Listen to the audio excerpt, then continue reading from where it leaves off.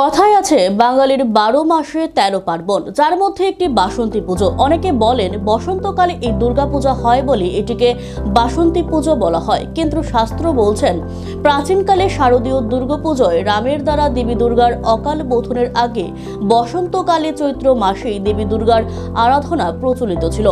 প্রাচীনকাল থেকে পশ্চিমবঙ্গ, আসাম, ত্রিপুরা, মণিপুর, উড়িষ্যা, অরুণাচল প্রদেশ সহ বিহারে চৈত্র মাসে দুর্গাপূজার প্রচলন ছিল। বর্তমানে এই প্রচলন রয়ে গেছে। ত্রিপুরা রাজ্যে অনেক বাড়িঘর সহ এখন আবার কিছু কিছু ক্লাবেও এই পূজার প্রচলন দেখা যাচ্ছে। আগরতলা শহরে বাসন্তী পূজাকে সামনে রেখে মূর্তিপাড়ায় চলছে প্রস্তুতি।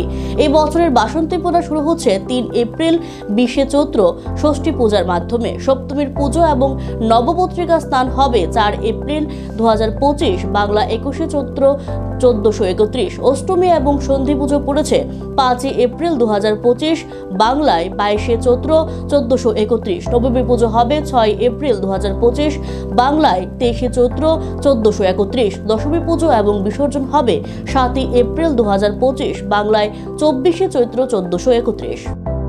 21 তারিখ বাসন্তী পুজো, সেই কাজের প্রস্তুতি আমরা খুব শীঘ্রই করার চেষ্টা করছি। কারণ ওয়েদার ভালো না, আমরা বাইরে কাজ করি, তো অন্যান্য বছরের তুলনায় এবার বাসন্তী পূজার কাস্টমার একটু বেশি, মার্কেটে মোটামুটি চাহিদা আছে। আমরা খুব চেষ্টা করবো যে পুজোর ষষ্ঠীর আগে কাজ কমপ্লিট করে যাতে মূর্তি ডেলিভারি দিতে পারি, সেটা